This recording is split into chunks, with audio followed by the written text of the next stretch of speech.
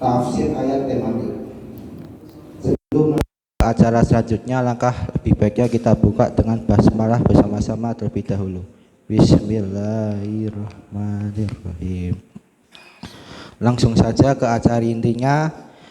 Kepada Ustadz Sopiadi LC, waktu dan tempat kami persilakan.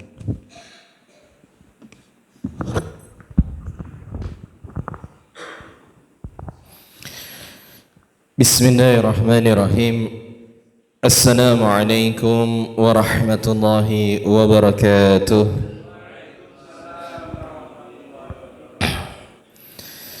Innal hamdalillah nahmaduhu wa nasta'inuhu wa nastaghfiruh wa na'udzu billahi min shururi anfusina wa min sayyiati a'malina. May yahdihillahu fala mudilla lahu wa may yudlilhu fala hadiya lahu. Asyhadu an la ilaha illallah wa asyhadu anna Muhammadan abduhu wa rasuluh la nabiyya wa la rasula ba'dah. Qala Allahu ta'ala fi kitabihil karim, a'udzu billahi minasy syaithanir rajim. Ya ayyuhalladzina amanu taqullaha haqqa tuqatih wa la tamutunna illa wa antum muslimun.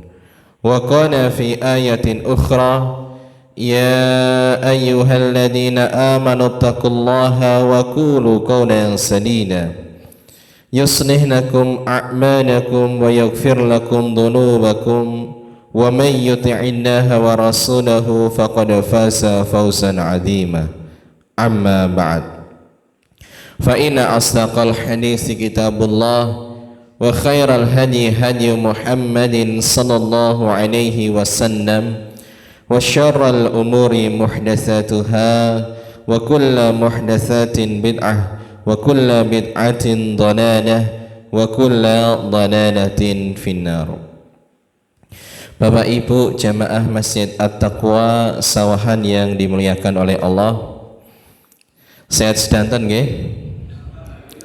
Alhamdulillah. Sudah selayaknya kita semua bersyukur kepada Allah Azza wa Jalla, karena saya teringat dengan sebuah hadis dari Rasulullah sallallahu alaihi wasallam. Beliau pernah mengatakan, "Man asbaha minkum," barang siapa di antara kalian yang dia itu memasuki pagi hari dalam kondisi apa? Yang pertama, aminan fisirbihi. Dia itu aman di tempat tinggalnya. Kita alhamdulillah hidup di negara yang aman, tidak ada peperangan. Kemudian Anda ke masjid, parkir motor, motornya juga nggak takut hilang. Kemudian nggak takut dibegal. Nah, itu tandanya kita sudah mendapatkan nikmat yang pertama, yaitu keamanan. Kemudian yang kedua adalah mu'afan fi jasadihi. Diberikan oleh Allah afiah, kesehatan pada jasadnya. Alhamdulillah kita semua bisa melangkah ke masjid ini, bisa sholat berjamaah dengan semuanya berdiri. Mungkin ada beberapa yang dengan duduk, tapi masih diberikan oleh Allah kesehatan untuk bisa mengikuti sholat berjamaah. Itu sudah merupakan nikmat yang luar biasa yang kedua yang disebutkan oleh Rasulullah. Kemudian yang ketiga adalah wa indahu qutu yaumihi. Dia itu punya stok makanan untuk satu hari ini saja, karena esok kita nggak tahu masih hidup atau tidak. Maka kalau kita sudah punya jaminan makanan hari ini, kita nggak takut kelaparan hari ini, kita sudah mendapatkan nikmat yang ketiga. Kemudian seandainya kita sudah mendapatkan tiga nikmat tadi, keamanan, kesehatan, kemudian ketenangan dalam makanan, maka Rasulullah mengatakan faka'annama hizat lahud dunya. Maka seolah-olah dunia dan seisinya itu sudah dia miliki. Lantas apa lagi yang kita cari lah Bapak Ibu?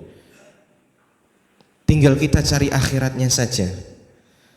Karena kalau kita sudah punya tiga hal ini, kita itu sudah mengalahkan raja dunia. Semua raja itu belum tentu dia itu hidup dalam ketenangan seperti orang yang tadi disebutkan oleh Rasulullah. Maka betapa sering kita ini aslinya oleh Allah itu dijadikan dunia itu di genggaman kita. Tapi kenapa kita masih sibuk ke sana kemari mengejar dunia hingga melalaikan akhirat kita? Seandainya memang kita disibukkan dengan perkara dunia, maka ubahlah tujuannya. Karena semua urusan dunia kalau diniatkan untuk akhirat, maka menjadi amalan akhirat. Saya kerja tidak semata-mata untuk mengumpulkan, menabung harta dunia untuk hari tua, tidak. Bukan untuk hari tua, tapi untuk hari akhirat.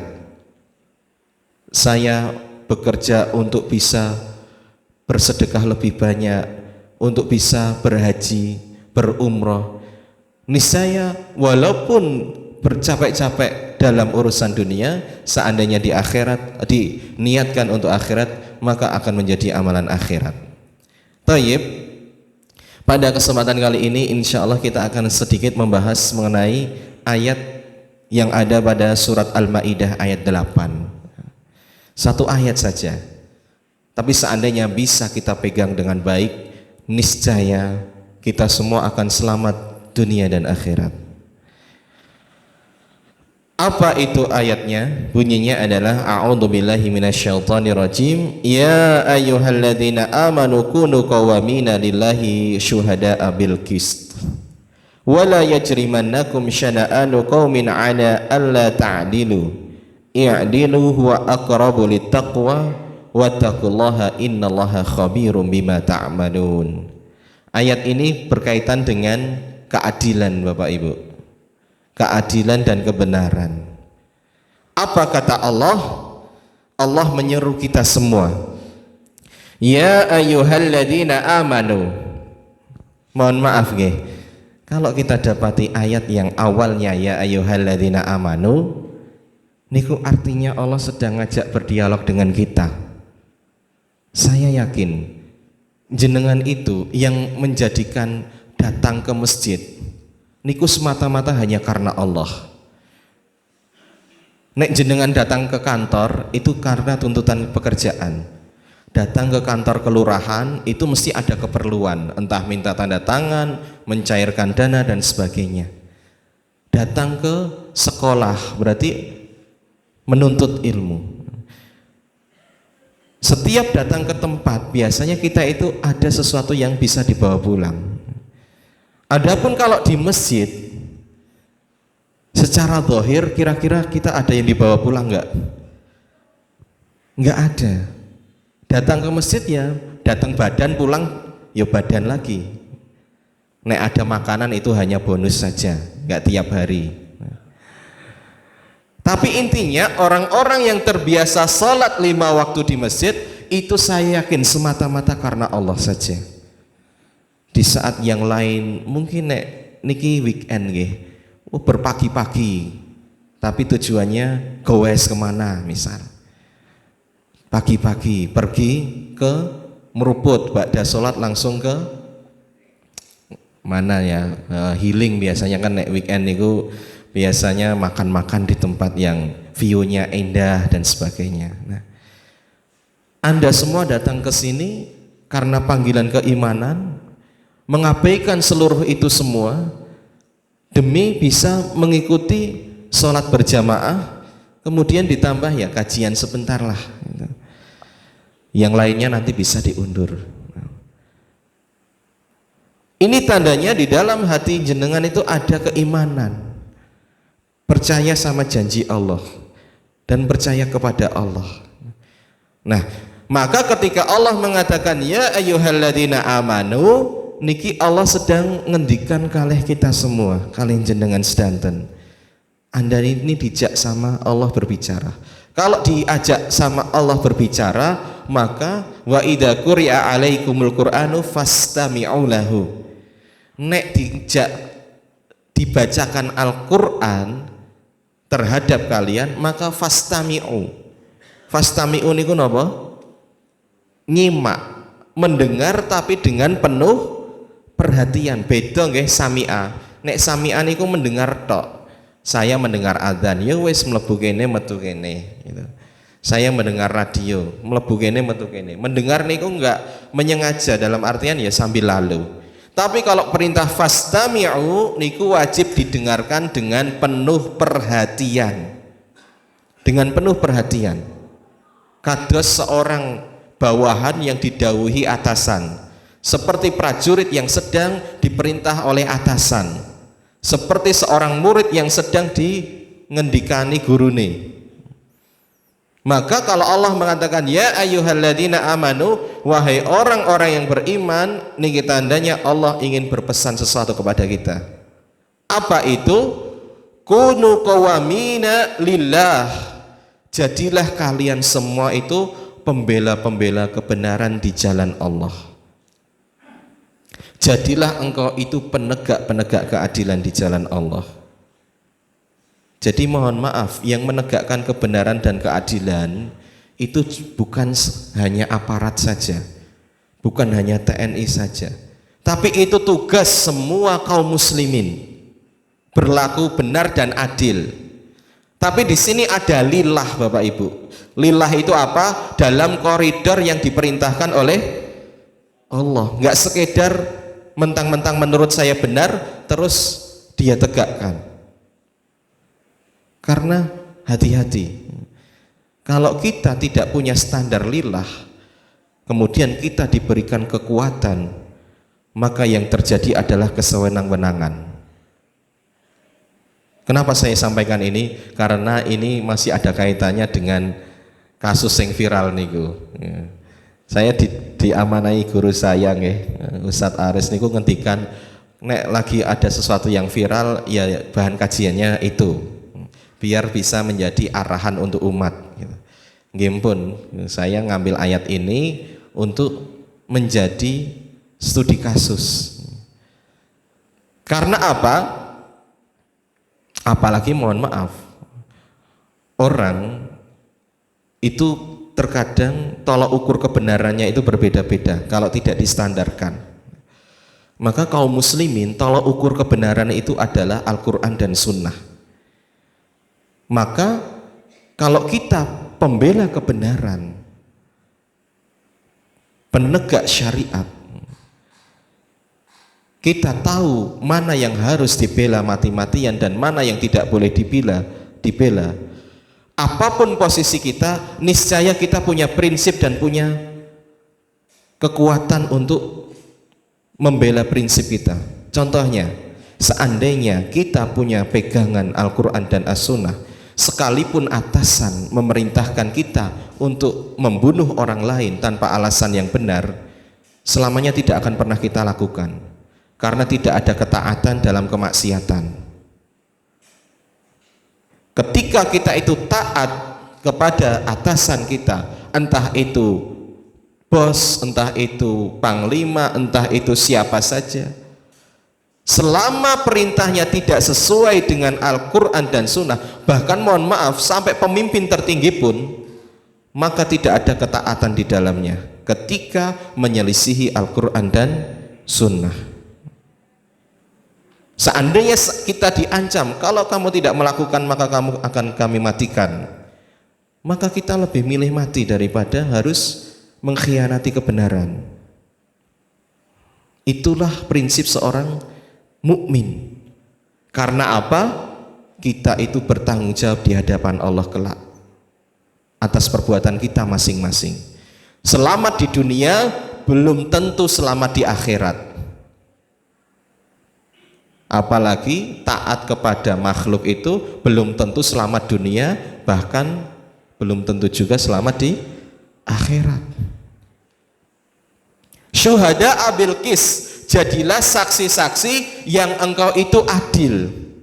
Saksi yang adil itu apa sih Bapak Ibu? Saksi adil itu ya lawannya syahadatuz zur, bersaksi palsu.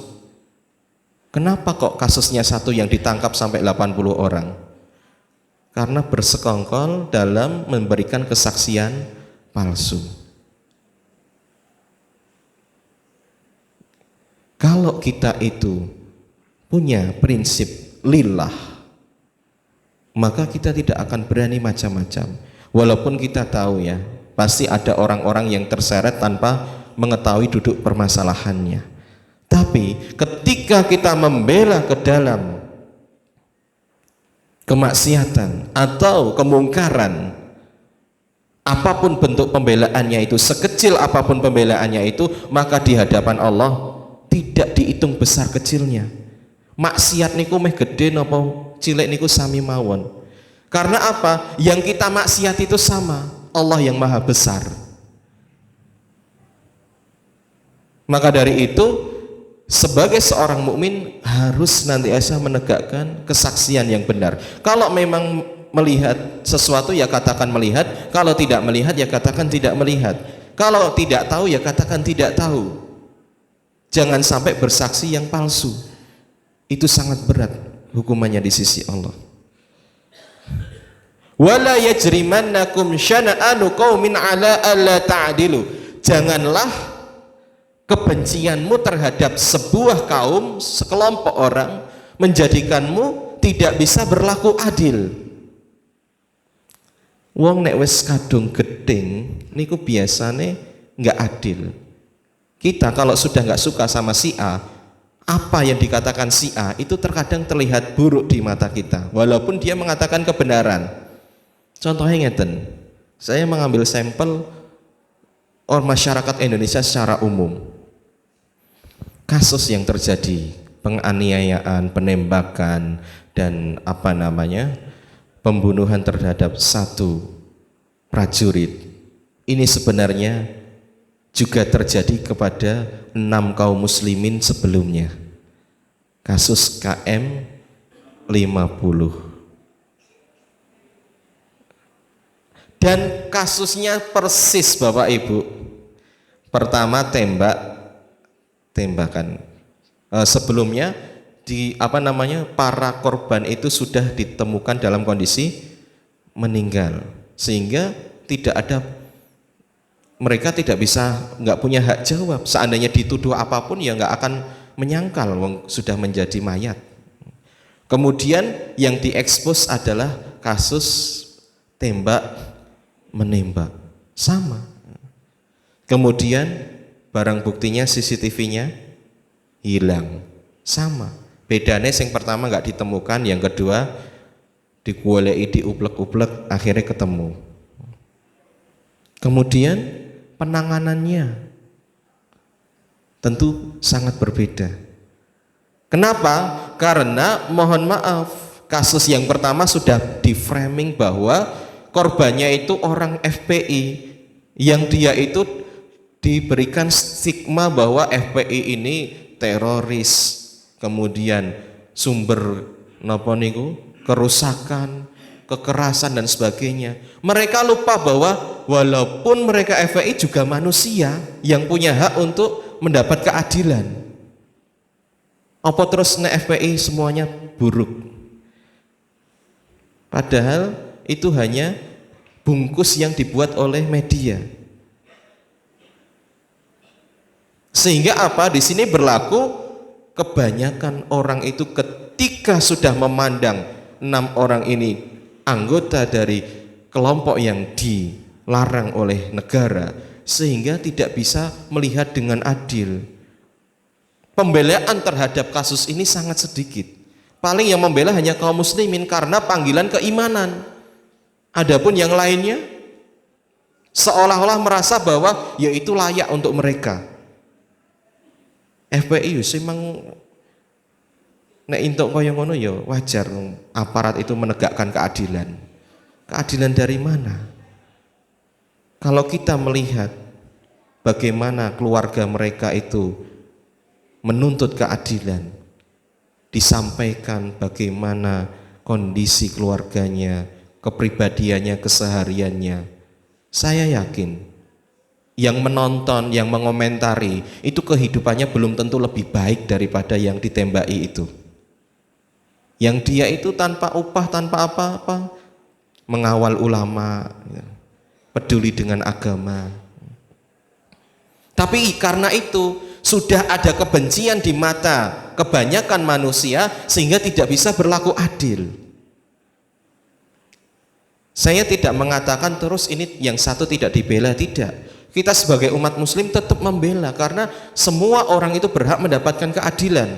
Keadilan itu hak semua orang, tidak memandang agamanya apa. Wong Islam nek nggak adil ya nggak boleh. Karena lawan adil itu zalim dan Allah itu mengharamkan kezaliman terhadap siapapun. Yang kita lawan itu bukan siapa-siapa, bukan agama tertentu, tidak. Tapi yang kita lawan itu adalah ketidakadilan. Maka dari itu jangan sampai kita ini hanya karena kebencian terhadap suatu kaum kita sudah terkotori otak kita bahwa si A, si B itu dari orang yang golongan yang tidak baik, kemudian kita tidak bisa berlaku adil. Kita tidak bisa berpikir jernih. Jangan sampai hanya karena dia atasan, kemudian atau bawahan dari kubu yang sama terus dibela mati-matian. Tidak boleh. Tolok ukur kita sekali lagi adalah Al-Quran dan Sunnah, kebenaran di mata Allah. Maka kalau kita sudah punya prinsip seperti itu, insya Allah bisa menempatkan diri apapun profesi kita, apapun kondisi kita. Kemudian Allah mengatakan i'dilu, berlakulah adil. Di sini perintah Allah itu umum Bapak Ibu. Kita diwajibkan berlaku adil kepada siapapun.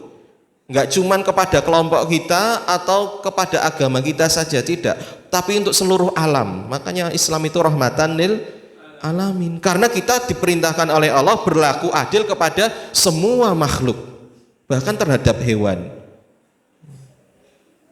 Jangan sampai terjadi ketimpangan. Kenapa? Karena huwa aqrabu littaqwa. Karena ketika kita berlaku adil itu lebih dekat kepada ketakwaan. Ketakwaan itu mata uangnya surga Bapak Ibu. Surga itu tidak bisa dibeli dengan harta, tidak bisa dibeli dengan kecantikan, kegantengan, ataupun jabatan. Tidak ada. Mata uang surga itu ketakwaan. Baju terbaik di sisi Allah itu bukan yang paling mahal harganya, tapi libas terbaik itu libas takwa. Jenengan mau pakai baju sesederhana apapun itu, Umar itu bajunya tembelannya luar biasa banyak sekali, walaupun dia kepala negara. Tapi di mata Allah dia itu punya martabat yang tinggi. Kenapa? Karena dia orang yang bertakwa. Kenapa itu takwa? Wattaqullah. Takwa itu takut kepada Allah. Umar itu sampai mengatakan seandainya ada keledai yang tergelincir karena lubang di jalan di ujung pelosok negeri sana di bawah kekuasaan saya, maka saya sangat takut kepada Allah ketika kelak ditanya, "Tapi kok iso terluka karena tergelincir kenapa? Kok dalane ra diratakke napa?" Jenengan dalane omahe ngarepe bolong-bolong mboten? Niku berhak menuntut itu kayak gitu. Ojo pas nek akhir tahun tok dibangune, ngentekke anggaran. Napa pas meh pemilu biasane. Kuwi sing dibangun sing bela partene tok biasane. Itu adilnya adil yang tidak adil. Maka wattaqullah, takutlah kepada Allah. Kenapa harus takut kepada Allah? Ini ayatnya niku Masya Allah rentetan niku nek diwaca niku berkaitan. Karena innallaha khabirum bima ta'malun. Karena Allah itu maha mengetahui Bapak Ibu atas segala perbuatan kita. Mesak negara berkomplot menutupi sesuatu, Allah niku mboten sare. Allah niku maha melihat. Berhasil di satu kasus, maka belum tentu berhasil di kasus yang lain. Kenapa? Ya itu terserah Allah. Allah itu biasanya, Allah itu maha baik. Nek jenengan melakukan kemaksiatan baru sekali dua kali, niku masih ditutup, nggak mungkin langsung dibuka. Nek dibuka sama Allah itu tandanya sudah kebangetan maksiate. Wong niku nek selingkuh ijek napa niku cek SMS-an, ijek napa cek urung sampai sing tahap bahaya itu biasanya masih ditutup Allah, siapa tahu masih mau bertobat. Nek wis ngantek kebuka, ojo percaya nek ngaku iki cek pertama kali itu. Enggak mungkin. Allah itu kalau membuka sesuatu itu tandanya wis njelehi istilah kita. Wis njelehi. Sudah tidak bisa dinasehati. Maka Allah buka. Makanya saya itu nek ono santri-santri sing ngaku ini baru pertama kali Ustadz, ngapusi niku. Mesti wis bola-bali gitu. Nek cek pertama pindho niku mesti sama Allah ditutup. Allah itu enggak langsung buka dosa kita kok Bapak Ibu. Nek semua orang itu berbuat dosa terus dibuka sama Allah, wah ya kita ini semuanya enggak ada yang baik. Wong kita ini kelihatan baik itu bukan karena kita baik, tapi karena banyak dosa kita yang ditutup sama Allah. Maka kalau ada kasus besar akhirnya terbuka itu mesti karena ya itu pelajaran dari Allah langsung. Sopo sing iso mbukane rak Gusti Allah niku. Thayyib, saya kemudian akan sedikit meniki hadisnya satu nggih sebagai penafsir contoh bagaimana Rasulullah itu menegakkan keadilan. Sebuah hadis yang sahih insyaallah diriwayatkan di kitab Bukhari dan Muslim, anna Quraisyan ahamuhum sya'nul mar'atil makhzumiyah allati saraqat. Ini langsung saya artikan mawon. Suatu ketika terjadi sebuah kasus. Kasus ini menimpa Bani Makhzum. Bani Makhzum niku salah satu dari kabilah atau suku Quraisy. Suku Quraisy niku enten banine kathah. Kados jenengan sukune Jawa ning banine kan kathah. Enten Bani Thayyib, Bani napa misal Bani Marsudi, Bani Ahmad, Bani siapa nek bodo niku do kumpul biasane nggih. Nah, niku suku Quraisy, suku terbaik di dunia, sukunya Nabi Muhammad. Niku salah satu baninya, Bani Makhzum. Niku banine Abu Jahal nggih. Salah satu bani yang menyaingi Bani Hashim. Nek Rasulullah niku banine Bani Hashim niku saingane Bani Makhzum niku sing iso madani. Quraisy niki semuanya bangsawan, tapi di antara bangsawan itu masih ada stratanya. Nah, sing paling dhuwur niku Hashim, banine Nabi Muhammad. Ning enten sing beberapa bani sing bisa menyaingi, yaitu salah satunya Bani Makhzum niku. Banyak sahabat dari Bani Makhzum. Nah, suatu ketika di antara Bani Makhzum ini ada seorang wanita yang mencuri. Mencurinya itu sudah sampai nisab Bapak Ibu. Ingat nggih, mencuri niku enggak semuanya dipotong tangan. Mohon maaf, menegakkan syariat nek mboten atas dasar ilmu nggih bahaya. Enggak semua maling niku dipotong tangan.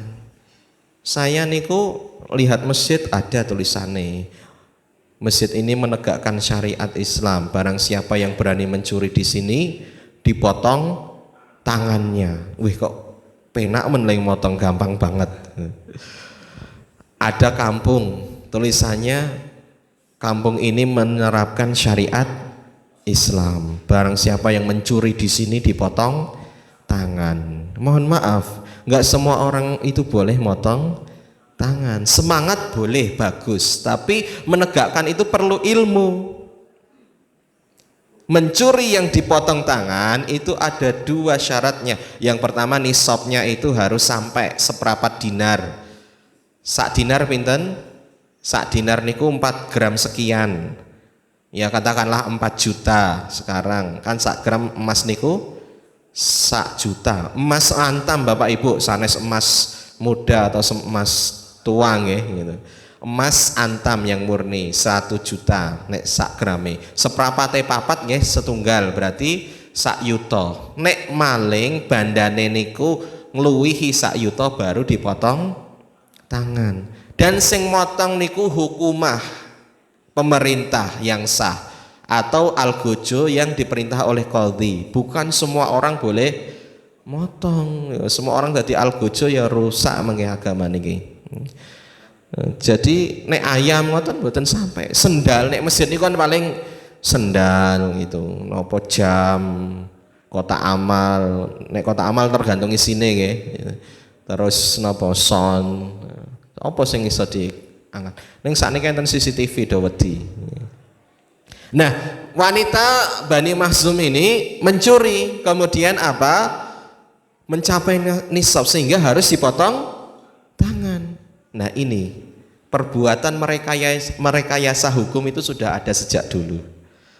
Kemudian mereka berkumpul, bangsawan ini, semua orang yang punya kedudukan ini berkumpul dari kalangan Bani Makhzum, kumpul. Kemudian mereka berkata, siapa ya kira-kira yang bisa ngelobi Rasulullah Shallallahu Alaihi Wasallam, yang bisa bernegosiasi dengan Rasulullah?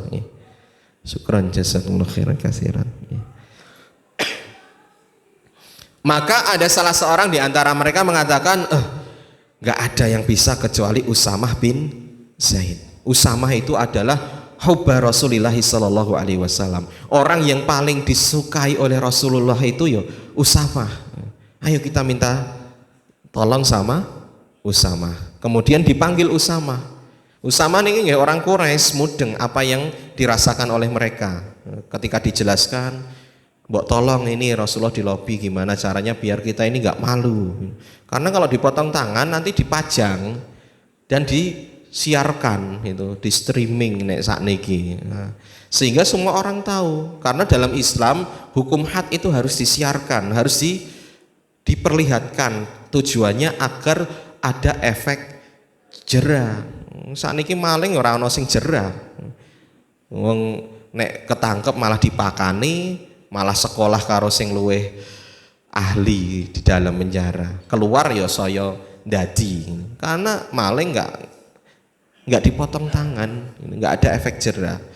Korupsi niku nggih, nek wis di penjara niku malah nek dikei baju oranye enggak ada rasa takut, malah guyang-guyu mesam-mesem, di foto niku bahagia. Karena enggak jera, enggak ada efek yang mengerikan. Enggak takut dengan hukuman. Di penjara juga kayak hotel.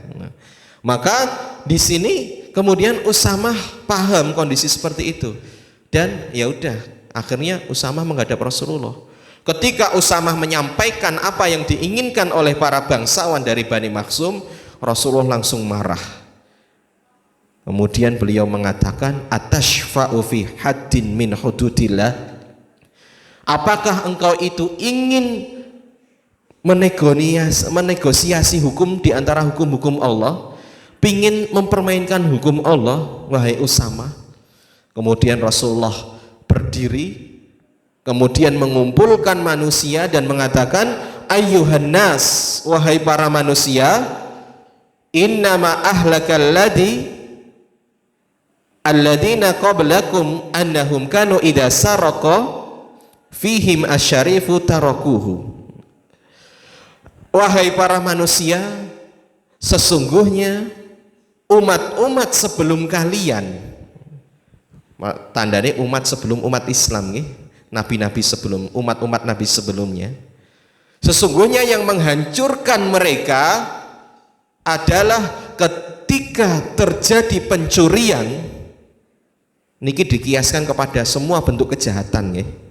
Terjadi kejahatan, pencurian, dan yang melakukan adalah dari kalangan bangsawan, dari kalangan atas yang punya pengaruh, yang punya harta, yang punya kekuasaan, melakukan pencurian, tarokuhu, maka mereka akan menganggap hal itu seolah-olah nggak ada, ditinggalkan hukum, tidak ditegakkan. Wa idza saraqa fihim ad-dhaif, kalau yang mencuri kalangan bawah, orang lemah, nggak punya harta, nggak punya kekuasaan, nggak punya kewenangan,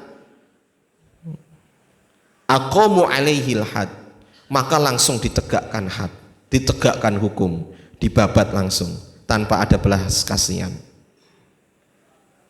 Maka ada istilah tajam ke bawah, tumpul ke atas. Niki dalilnya hadis niki Bapak Ibu. Dalilnya hadis ini. Waimullah, kemudian Rasulullah mengatakan, demi Allah. Niki Masya Allah, kita lihat pribadi presiden yang adil itu ada pada diri Rasulullah. Rasulullah ini kan presiden, panglima perang, menteri, semua kedudukan itu ada. Sing ngurus ekonomi nggih beliau, peperangan beliau, ngurus sosial dan sebagainya beliau semua, hubungan antar negara ya beliau. Beliau itu kepala segalanya. Beliau mengatakan waimullah, demi Allah, lau anna Fatimah binta Muhammadin saraqat laqata'tu yadaha. Seandainya Fatimah binti Muhammad, Fatimah anaknya Muhammad, Fatimah anaknya presiden saat ini mencuri, niscaya saya sendiri yang akan memotong tangannya. Rasulullah niku nggak segan, jangankan bawahan, jangankan saudara, anak sendiri Bapak Ibu, anak sendiri nek maling, iyo potong tangan nih, nggak ada rasa segan sama sekali, karena semuanya sama di mata hukum. Nek saat ini kan nek sing napa niku sing berbuat kriminal anake ya wis damai wae piye itu, piye lah carane.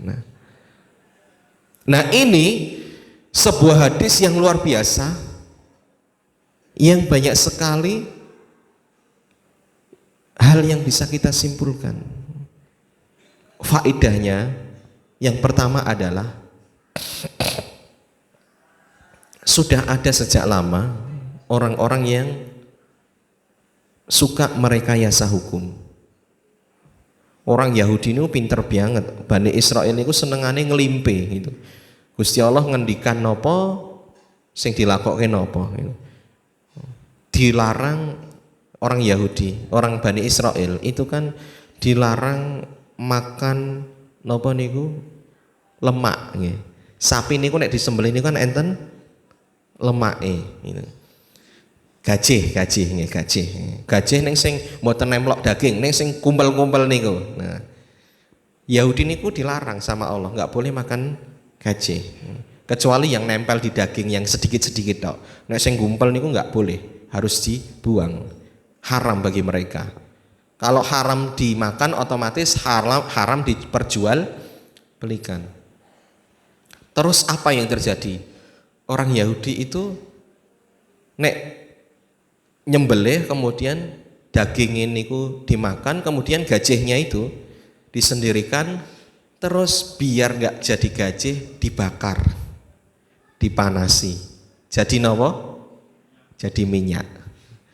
Kemudian minyaknya didol, duwite dienggo tuku panganan. Niku dicela sama Nabi. Loh kok kamu tetap makan gajih? Oh siapa yang makan gajih? Gajihnya kan saya kan jual minyak, bukan jual gajih. Ya. Rekayasa hukum, nglimpe. Ora oleh kerja dino Sabtu mbek Ahad gitu. Yo masange hari Sabtu. Masange dino Jumat, jikoke dino Ahad. Ya ora kerja, dia diem di rumah tapi jaringe wis kerja dhewe dino Sabtu niku. Nah, niku merekayasa hukum Allah. Orang sekarang harusnya seperti ini dibuat seperti ini. Ya jangankan hukum Allah ya, hukum Indonesia lah katakanlah, kudune penjara seumur hidup dadi pirang bulan tok itu. Kowe cek disubsidi karena berkelakuan baik, karena dibully misalkan. Nah, itu jadi potong-potong. Nah, ini enggak adil. Kemudian praktek suap menyuap itu enggak boleh juga. Ini sudah ada juga sejak dulu. Walaupun nek zaman Rasulullah niku enggak berani nyuap dengan terang-terangan bentuk barang, paling bentuknya negosiasi. Nek saat ini kan amplop, tebelnya berapa senti. Nah, niku. Kemudian yang paling inti dari hadis ini adalah kehancuran umat-umat terdahulu itu ketika hukum diterapkan tajam ke bawah, tumpul ke atas. Nah maka saya melihat Indonesia semedeni saat ini, semedeni banget. Karena praktik-praktik seperti ini sudah banyak terjadi. Kemarin kasus yang baru saja terjadi masalah maling coklat. Maling coklat. Sing maling niku kan wong sugih. Gadah kendaraane wae yo mereke Jos. Niku wis ketok maling keleru. Berani-beraninya nyewa pengacara gitu. Nek Bani Makhzum mau kan nyewa Usamah, nek niki nyewa pengacara. Terus akhirnya nopo? Sing minta maaf malah kasire sing nangkep basah niku. Sing nggo nyewa pengacara niku nek nggo tuku coklat iso entuk sak gerobak Bapak Ibu. Niku tandane niki wong sugih asline ora butuh maling coklat niki. Niku karena penyakit klepto namanya. Nah, ya alhamdulillah di Indonesia itu masih ada netizen yang jernih hatinya, masih mau membela, sehingga akhirnya ya mungkin Ibu E itu bisa menundukkan kasir, tapi nggak mungkin bisa menundukkan orang se-Indonesia. Akhirnya karena desaan dari media sosial dan sebagainya, ibunya gantian minta maaf. Wis aslinya ya maaf-maafan akhirnya gitu.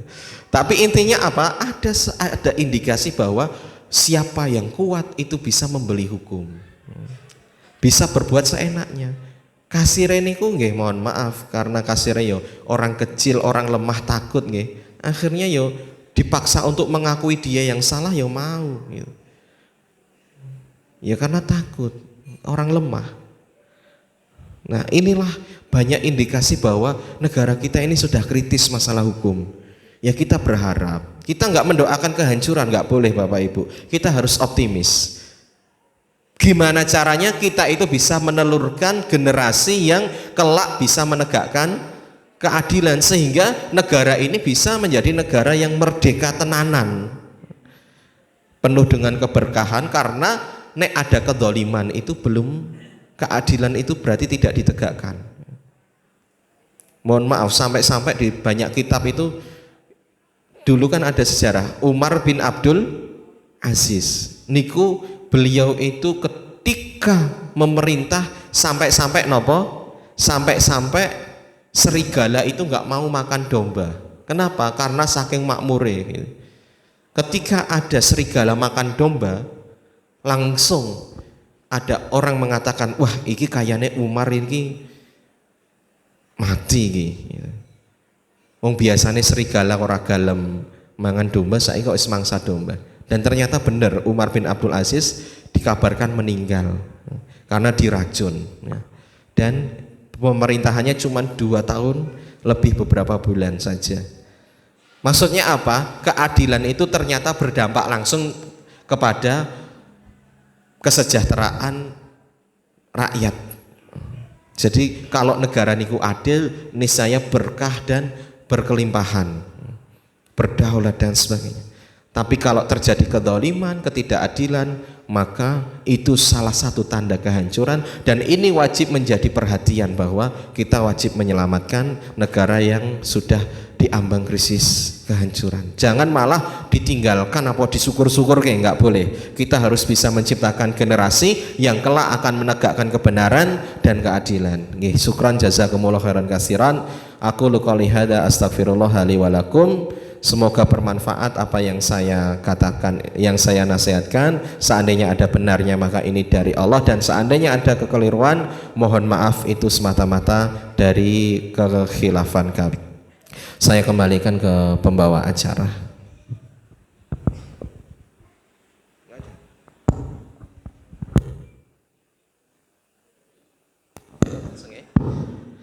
Baik, langsung kita tutup saja dengan hamdalah dan doa kafaratul majelis. Alhamdulillahirabbil alamin. Subhanakallahumma bihamdika asyhadu an la ilaha illa anta astaghfiruka wa atubu ilaik. Wassalamualaikum warahmatullahi wabarakatuh.